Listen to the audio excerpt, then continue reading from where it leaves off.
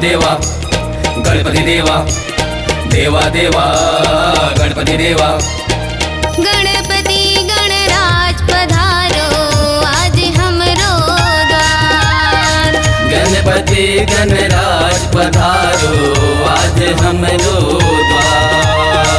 गणपति गणराज पधारो आज हमरो द्वार।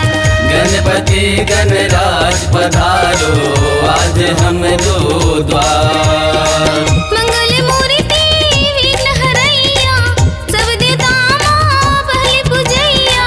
करत तोला गुहार हो देवा करत तोला गुहार।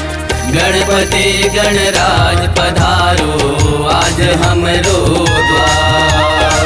गणपति गणराज पधारो आज हमरो द्वार।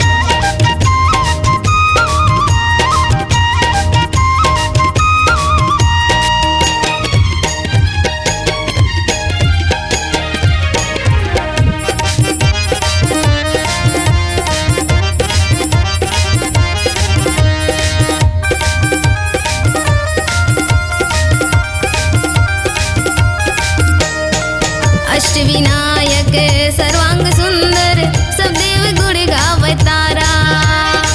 सब देव गुण गावतारा हो देवा सब देव गुण गावतारा।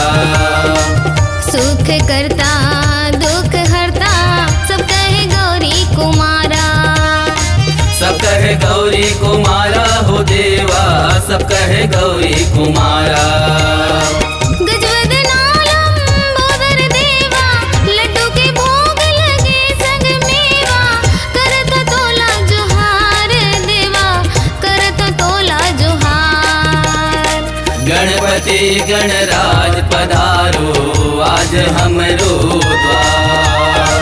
गणपति गणराज पधारो आज हमरो द्वार।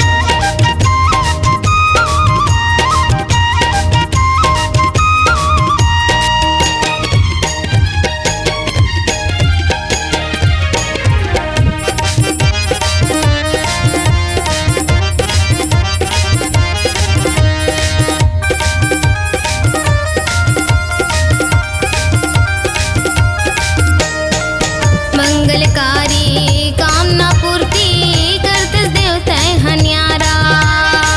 करथ देव तह न्यारा हो देवा करथ देव तह न्यारा। रत्न जड़ित मुकुट तय सोहा गिरिजा सुत तय प्यारा। गिरजा सुत तह प्यारा हो देवा गिरजा सुत तह प्यारा। रिद्धि सिद्धि तोर चार डोला थे दुनिया भर तोरे गुण लगा थे। देखस खुशियाँ पार हो देवा देखस खुशियाँ पार। गणपति गणराज पधारो आज हमरो द्वार। गणपति गणराज पधारो आज हमरो द्वार।